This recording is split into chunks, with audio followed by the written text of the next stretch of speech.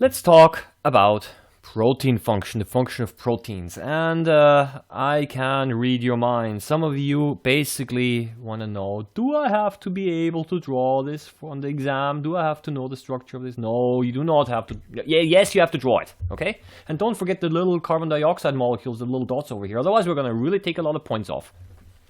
Okay, so what you see over here is Rubisco. That is an enzyme.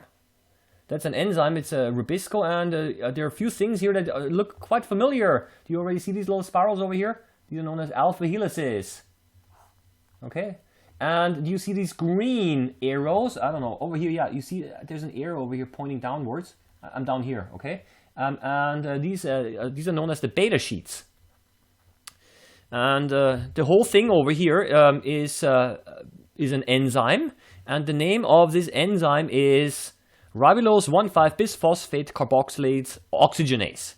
That's a really cool name if you want to impress your parents. I'd suggest that you essentially at least memorize this name over here.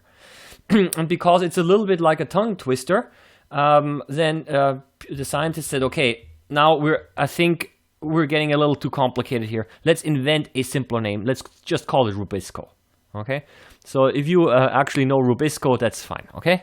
And this is basically the most common enzyme that can be found in nature, and it is responsible in photosynthesis for fixing carbon dioxide. So that is actually the enzyme which catches the carbon dioxide. I think these little red dots over here are supposed to represent the carbon dioxide, and basically to make glucose. So plants use this quite a lot.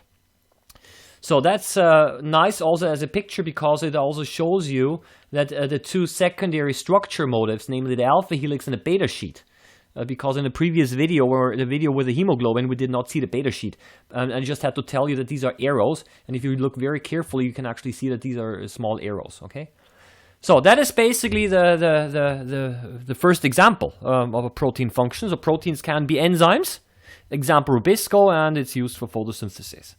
So, second example is the hormone insulin. So, the category is a hormone. An example would be insulin. It causes cells to absorb glucose.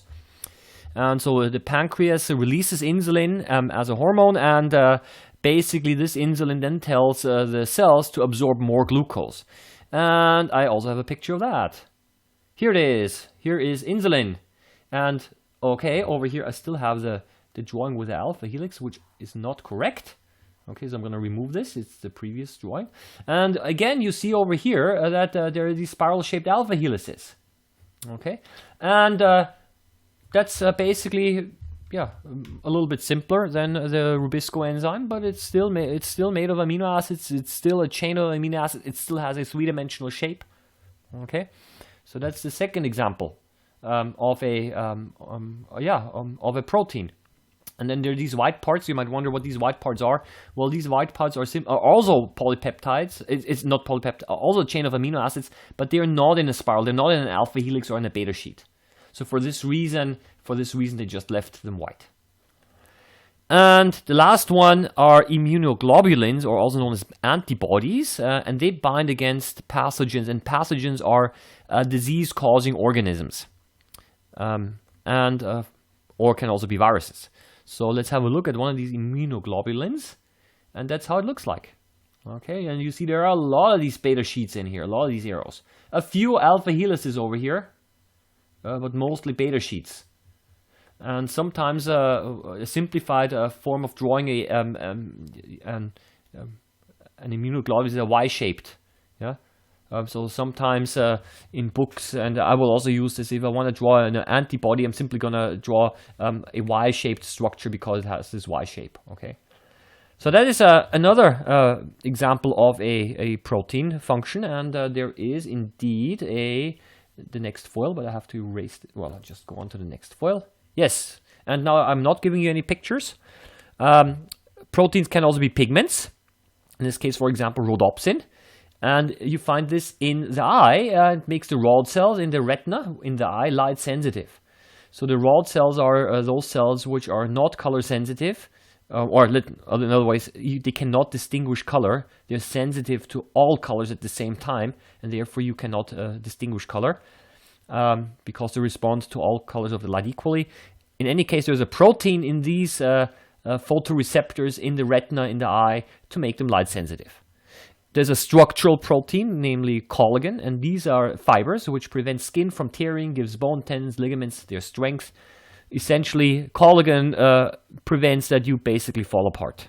It holds your, it connects your skin to the tissue beneath it, and so on, okay? Something that we actually don't think of a lot is essentially we have to be held together. Our organs have to be held together. And collagen is responsible for doing that. And last, another example, spider silk is also a structural protein, and it makes spiders' webs become stronger and when stretched. So you stretch the spider web, and actually, as a matter of fact, it even becomes stronger.